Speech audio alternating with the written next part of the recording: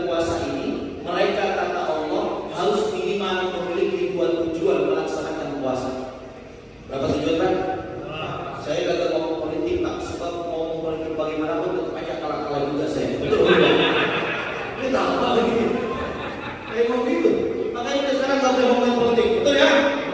Apapun yang kemarin 1, 2, dan 3, pokoknya 1, 2, 3 tetap Indonesia. Betul Pak? Ulangi lagi Pak. Ayo 1, 2, 3. 1, 2, 3 tetap Indonesia. Begitu aja udah Pak. Yang penting kita pada aku damai. Betul betul Pak? Baju mau beli, betul Pak ya? Semakin ini, betul Pak? Udah punya duit banyak sedikit, nggak kawin lagi Pak. Jemaah sekalian berbahagia, Pak. Tujuannya ada 2. Apa yang pertama? Kata Allah Subhanahu wa Ta'ala, orang-orang yang melaksanakan puasa, dia insya Allah bisa setelahnya menahan hawa nafsu semuanya. Karena manusia diberikan 2, ada yang pertama akal, yang kedua hawa nafsu. Sekarang saya mau tanya Pak, kenapa Allah bilang begitu? Karena ternyata ada umat-umat sebelum kita yang Allah hancur leburkan, yang Allah binasakan, yang Allah pendamkan ke dalam bumi karena lantaran dia mengikuti hawa nafsunya. Betul betul. Allah mengatakan di dalam Al-Quran pada juz yang ke-28, surah yang ke-45 atau surah Al-Jasiyah pada ayat yang ke-23 atau tepatnya pada halaman 501 pada Mushaf Utsmaniyah. Di sana dikatakan begini. Bismillahirrahmanirrahim. Afara'aita man ittakhadha ilahahu hawahu wa adallahu Allahu ala ilmin.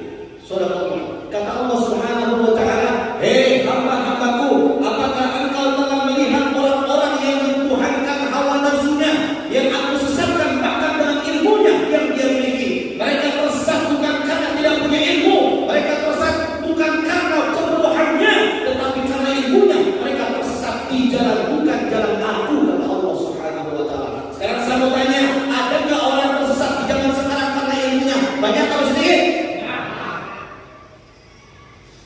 Kata Allah, Pak, orang ngikutin hawa nafsu itu rugi, hancur sehancur-hancurnya.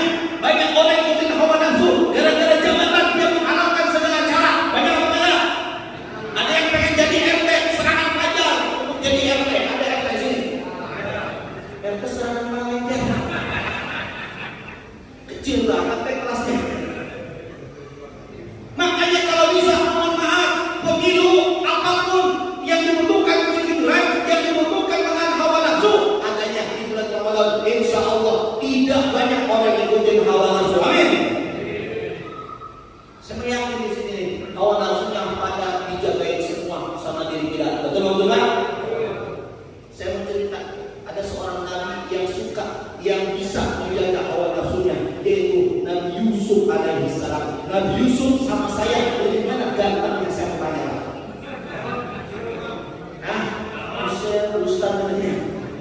Nabi Yusuf itu Pak, perempuan melihat Nabi Yusuf, masya Allah, terpesona luar biasa. Saking gantengnya, itu pisau di tangannya, membelai tangannya, tidak terasa tangannya itu berdarah luar biasa. Gara-gara apa? Ketampanan nikmatnya melihat Nabi Yusuf alaihissalam. Tuh Pak, coba perempuannya keluar, biar saya. Perempuannya saya, Pak, ada yang pernah potong tangannya nggak saya? Ada orang bini saya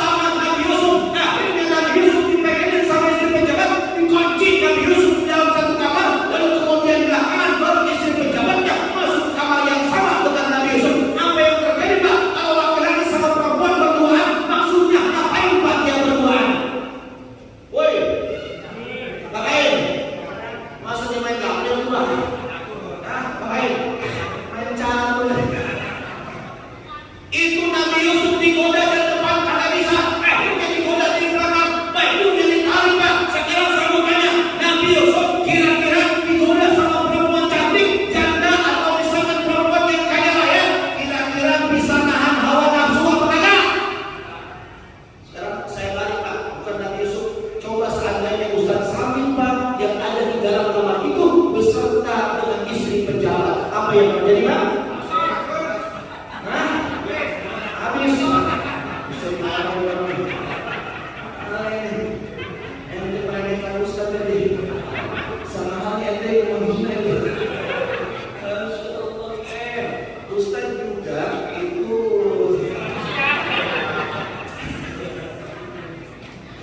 Demi Allah dan Rasulullah, saya berlindung kepada Allah daripada mengikuti hawa nafsu. Karena banyak orang-orang ikutin hawa nafsu, akhirnya celaka dunia dan celaka. Tuh Pak, itu yang pertama. Itu yang kedua. Kalau dia udah sama banyak orang yang ikutin hawa nafsu, akhirnya mati sebelum dia taubat. Ada kayak gitu. Padahal kiai yang terkenal Pak, dia nasihatin kita. Kiai terkenal nasihatin kita. Kata kiai itu begini Pak, badan tak berharga sesaat ditinggal nyawa. Itu siapa? Apa? Oh iya. Kan sekarang jadi kiai Pak, betul-betul Pak. Kata mereka apa? Kalau kita ngikutin hawa nafsu terus, bahkan ketika kita ngikutin hawa nafsu, kita mati. Kagak ada gunanya badan kita saat itu. Kita pengen sholat kagak bisa, kita pengen sedekah kagak bisa, semuanya kagak bisa. Kita tinggal disolatkan. Inna lillahi. Malaikat timur nggak usah turun Ramadan, kagak. Ada malaikat timur di zona yang turun Ramadan, kagak Pak. Bisa jadi sekarang di rumah Bapak ada ketok pintu untuk ucapkan salam. Assalamualaikum. Waalaikumsalam. Siapa di luar? Malaikat apa? Israfil. Kata Israfil di rumah, saya mau cabut nyawa orang yang pakai peci putih, bajunya kuning. Israfil itu ngomong.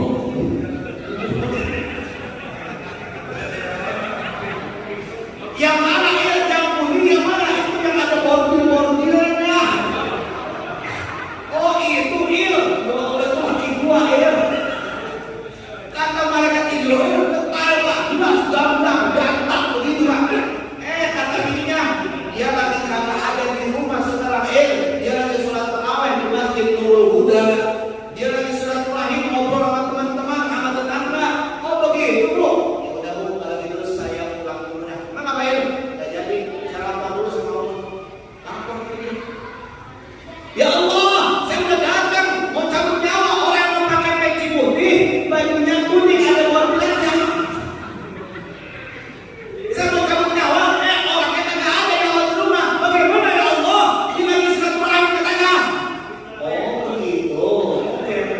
Begini, tunda dulu cabut nyawa dia, tunda dulu. Alhamdulillah. Ya bebek ini. Malah tadi jual terasa ini. Kalau gitu ya Allah, kapan saya cabut nyawa dia? Ya Allah, kita sempat ngomong ini, tak pulang sholat tarawih.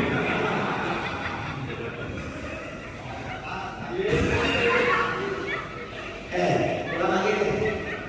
Pulang enggak? Enggak bercanda. Insya Allah ente panjang umur. Insya Allah ente berkah umurnya. Semua yang ada panjang umur berkah dunia akhiratnya. Amin ya Rabbal alamin. Makanya jangan sia-siain Ramadan Pak.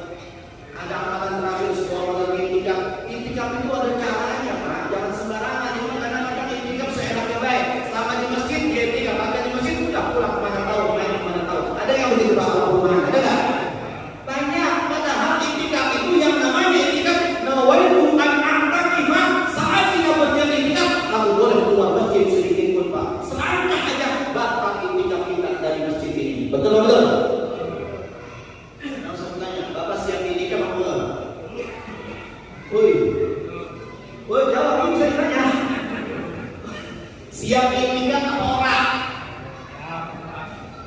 tinggal di masjid 10 hari Pak, siap berangkat.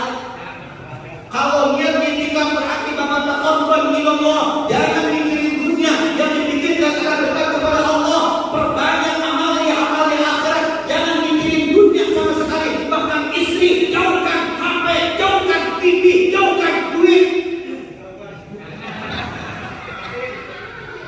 semuanya Pak. Udah urusan akhirat. Jangan mikirin yang lain-lainnya. Sekarang saya mau tanya, siap nggak kalau begitu Bapak? Siap nggak? Belum. Ngapain saya ceramah beneran? Kita pulang ini nggak ada hasil. Nih Pak, itikaf itu tujuannya satu, dapat malam Lailatul. Sedangkan malam Lailatul Qadar itu didapatkan dengan cara-cara yang disampaikan ulama. Salah satunya yang saya baca di dalam satu kitab. Kitab ini namanya Lailatul Qadri fadluha wa alamatuha wa ma yustahabbu fa'alahu li Lailatul Qadri. Di dalam kitab itu Pak, ada beberapa cara mendapatkan malam Lailatul Qadar. Ada berapa? Ada 8. Ada berapa?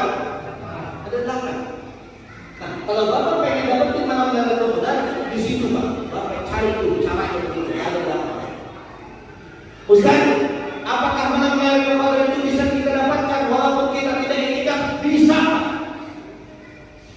Walaupun kita tidak itikaf, bisa nggak malam Lailatul Qadar kita dapati? Bisa. Pertanyaannya, hak prerogatif Lailatul Qadar itu bukan di kita, tetapi di tangan Allah. Allah yang punya. Jadi kalau misalkan orang pakai peci putih, baju kuning, nanti